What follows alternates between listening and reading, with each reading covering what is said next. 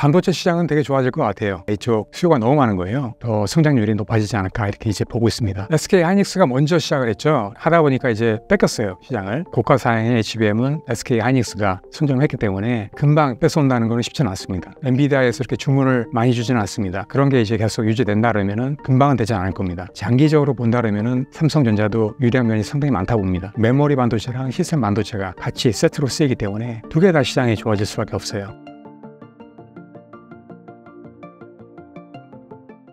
제 이름은 권영화라고 하고요. 저는 지금 세종대학교 반도체 비즈니스 MBA 과정 교수로 있고요. 그 다음에 또 제가 한 10년 정도 반도체 영업을 좀 했었고요. 박사학위를 또 반도체 비즈니스 쪽으로 받았습니다. 그 다음에 논문도 한 20편 정도 썼고요. 책도 2권은 이미 썼는데 한 권은 이제 조만간에 나옵니다. 삼성전자와 SK하이닉스의 1분기 실적이 아주 좋았습니다.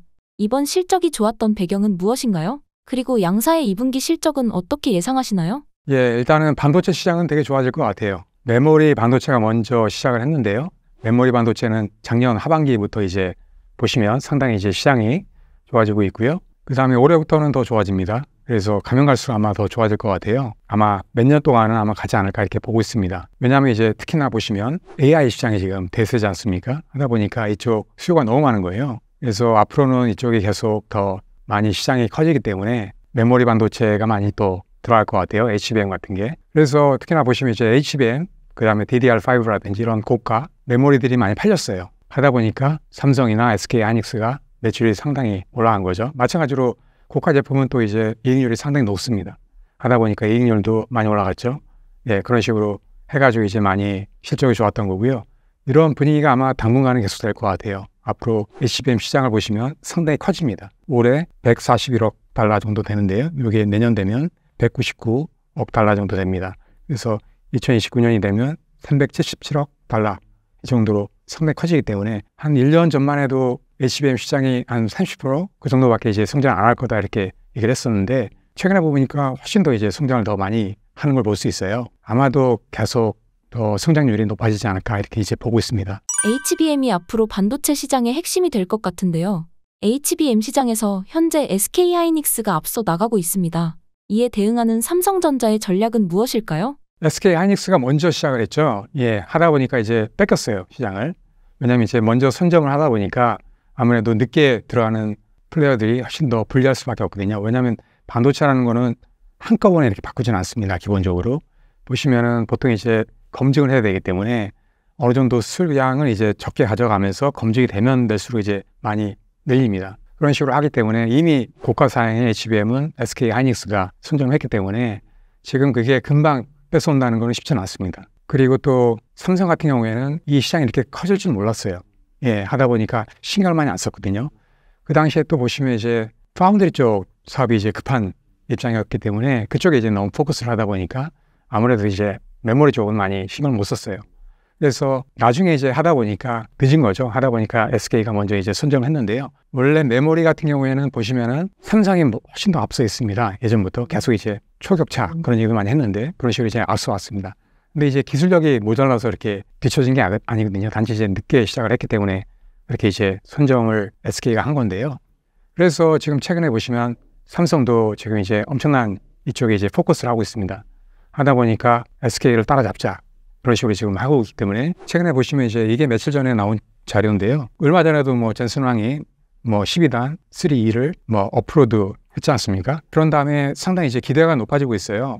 그래서 이런 분위기를 또 삼성전자가 계속 이어나가야 되기 때문에 이쪽에 지금 많은 인원을 지금 투입을 하고 있어요. 그래서 최근에 보시면 400명을 에이스급 인재를 투입하겠다 이렇게 이제 발표를 했습니다. 그래서 100명 정도는 아마도 이 퀄텍스 있지 않습니까? 이쪽 HBM3E 12단짜리 이게 이제 조만간에 양산될 것 같은데 이게 이제 납품 한 분기에 돼야 되거든요.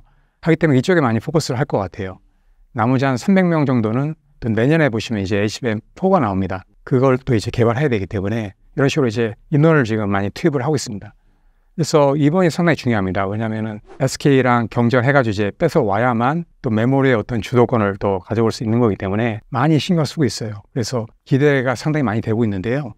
그래서 제가 보기에는 단기적으로 보시면 SK 하이닉스가 유리합니다. 말씀드린 대로 먼저 선점을 했기 때문에 금방 엔비디아에서 이렇게 주문을 많이 주지는 않습니다. 검증을 처음 이제 시작하면서 이제 조금씩 이제 물량을 늘려나가기 때문에 아마 그런 게 이제 계속 유지된다 그러면은 금방은 되지 않을 겁니다. 그래도 제가 보기에는 장기적으로 본다 그러면은 삼성전자도 유리한 면이 상당히 많다고 봅니다. 그 이유가 있어요.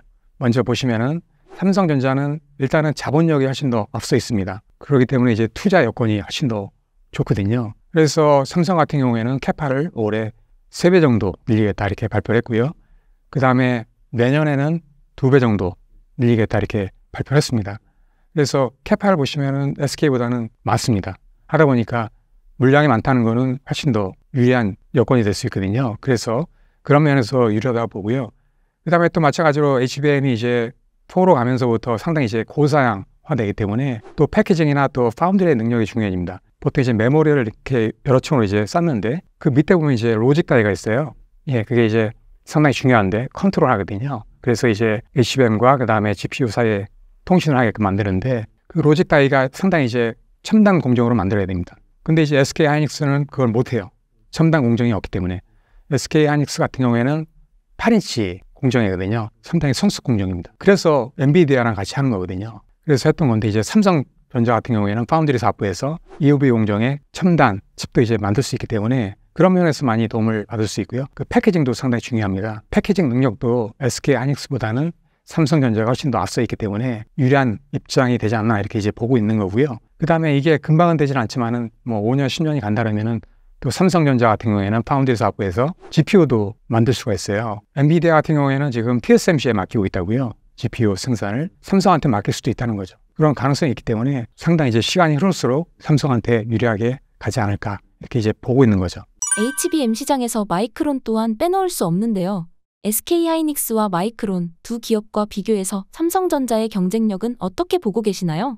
삼성전자가 아무래도 이쪽에 지금 SK가 뺏어간 주도권을 이제 가져오기 위해서 엄청난 노력을 하고 있기 때문에 아마도 계속 개발할 겁니다. 당분간은 어차피 이제 3개 기업밖에 없어요.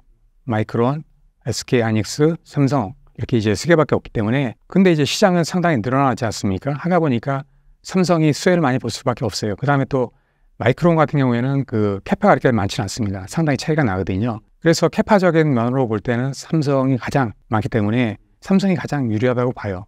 그리고 또 기술력도 결코 삼성전자가 뒤처지지 않거든요. 단지 이제 늦게 시작을 했기 때문에 그런 문제가 생겼는데 제가 보기에는 뭐 금방 쫓아가지 않을까. 그리고 또 HBM3 12단 같은 경우에는 하이닉스보다도 삼성전자가 먼저 이제 출시했다고요. 그래서 제가 보기에는 충분히 앞서 나가지 않을까 앞으로 그렇게 이제 기대를 좀 하고 있습니다. 교수님께서는 앞으로의 반도체 시장 전망에 대해 어떻게 보고 계신가요? 지금 보시면은 말씀드린 대로 메모리 반도체 시장은 상당히 좋습니다 앞으로. 그래서 메모리 반도체 같은 경우에는 주기가 있어요 보통. 그게 이제 3, 4년 주기로 호황이 왔다 불황이 왔다 이렇게 이제 반복이 되거든요. 계속 그런 식으로 이제 과거부터 계속 왔었고요. 2019년도에도 불황이 한번 왔었어요. 그래서 2020년도부터 이제 불황이 거쳤거든요. 보통 이제 1년에서 한 1년 반 정도 옵니다. 작년 하반기부터 이제 좋아지기 시작했기 때문에 그게 한 1년에서 한 1년 반 정도 불황이 왔었거든요. 그래서 보통 이제 이 얘기는 뭐냐면 앞으로 2년이나 3년 정도는 또 이제 호황이 올 수 있다. 이런 얘기가 될 수 있는 거거든요.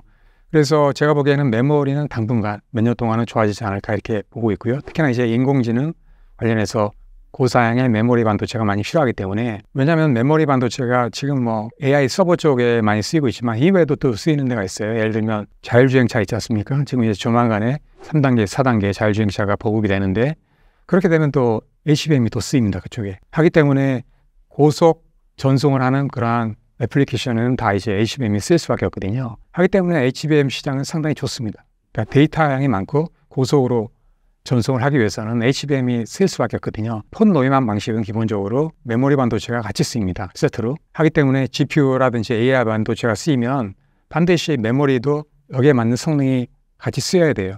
하기 때문에 HBM이 가장 적합한 메모리거든요. 그래서 그런 애플리케이션이 많기 때문에 반드시 HBM이 쓸 수밖에 없습니다. 그래서 시장은 상당히 좋아질 걸로 예상을 하고 있고요. 그 다음에 시스템 반도체도 호황과 불황이 올 때마다 약간 변동은 있습니다. 근데 이제 메모리 반도체는 보통 불황이 오면은 20% 30% 정도 매출이 떨어지거든요. 근데 이제 시스템 반도체는 그렇지가 않습니다. 불황이 와서 떨어진다 해도 보통 이제 매출이 5% 많으면 10% 정도 떨어지거든요. 그렇게 영향이 없습니다. 기본적인 차이가 있는데 메모리 반도체 같은 경우에는 재고를 쌓아놓고 하는 비즈니스입니다. 하기 때문에 이미 만든 제품을 납품하는 시기거든요.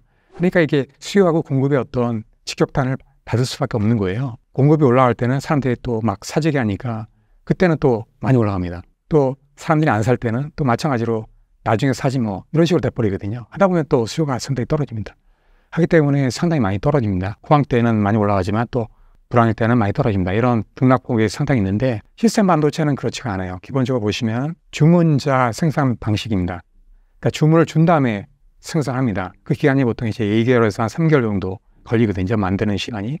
그래서 주문을 주면 그때부터 이제 만들기 시작합니다. 그래서 보통 2개월, 3개월 있다가 제품을 만든 다음에 납품을 합니다. 이런 식으로 하기 때문에 그렇게 등락이 크진 않습니다. 하기 때문에 보통 5%, 10% 정도밖에 안 떨어집니다. 뭐 삼성전자는 뭐 약간 이제 피해를 봤지만 TSMC 같은 경우에는 그렇게 피해를 많이 안 받거든요. 오히려 상당히 뭐 좋았어요. 인공지능 그 시장 때문에. 그래서 시스템 반도체는 그렇게 영향이 없습니다. 제가 보기에는 뭐 앞으로 이제 또 호황이 시작이 되기 때문에 마찬가지로 시스템 반도체도 상당히 시장이 좋아질 걸로 보고 있습니다. 그리고 또 보시면은 그 메모리가 보통 한 25% 정도 되거든요. 그 다음에 시스템 반도체가 한 70% 정도 됩니다. 하기 때문에 시스템 반도체가 한 2배 이상 크기 때문에 훨씬 더 성장성이 있는 거죠. 그래서 제가 보기에는 뭐 메모리 반도체나 시스템 반도체도 당분간은 계속 좋아지지 않을까 생각을 하고 있고요. 특히나 보시면 4차 산업이 불황 때문에 좀 많이 성장을 못했어요, 최근에. 그런데 지금 불황이 거치면서 이제 4차 산업이 본격적으로 시작이 될 겁니다. 그러면은 그 기존에 없던 그런 신규 애플리케이션들이 많이 나옵니다. 스마트 팩토리라든지 IoT라든지 자율주행차라든지 HPC라든지 뭐 여러 가지가 많이 있거든요. 이런 모든 거에 다 이제 반도체가 다 들어가거든요.